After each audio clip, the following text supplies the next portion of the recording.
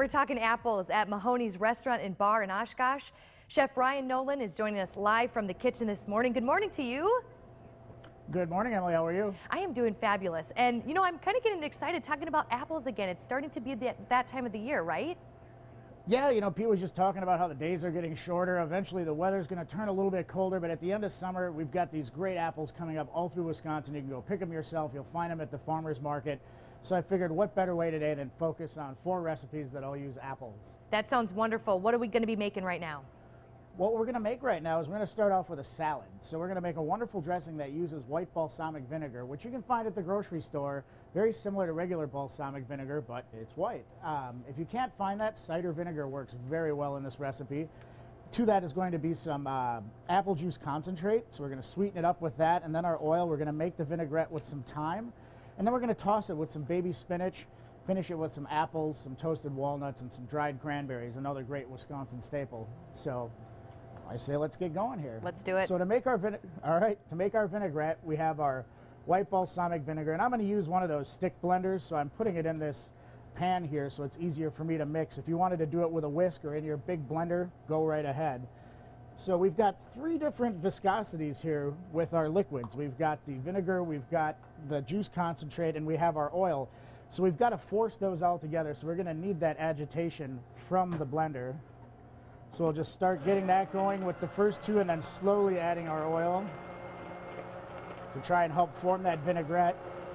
But since we do have 3 different types of liquid in here, there's a good chance that this vinaigrette is going to break. If that happens, just blend it back up or give it a good shake and you'll be all set.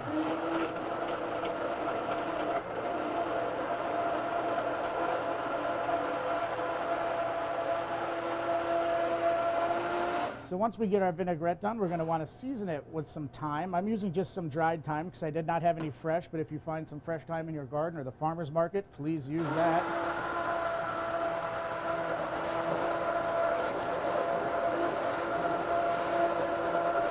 And then finally at the end, just a pinch of salt.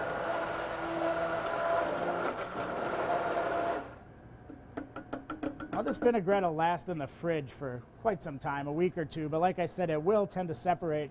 So if that happens, just put it right back in the blender and give it a quick little spin. It'll come right back together. So we're going to take just a couple ounces, and we've got a couple pounds of spinach here, maybe about 1.5 pounds, 2 pounds, that we're going to just lightly dress and then give a toss.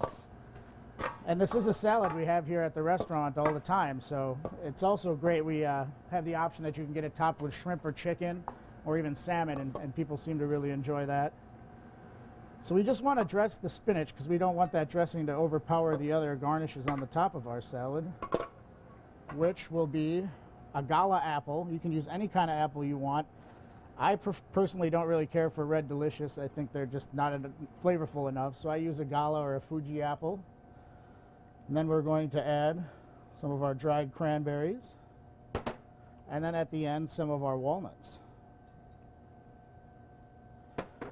Just like that. We also here at the restaurant, I didn't do it on this recipe, but we garnish it with some blue cheese at the end, some good Wisconsin crumbled blue cheese. So a very Wisconsin salad, things you can find at the farmer's market, featuring apples, which are really coming into season right now. I think that looks fabulous. You know, it's still summer, so why not enjoy a salad? But Chef Ryan, why don't you tell everybody where Mahoney's is located? We are at 30 Wisconsin Street, right across the street from the University of Wisconsin-Oshkosh, right in the heart of Oshkosh, right by the Fox River. So easy to find off the freeway if you're coming from the Green Bay area.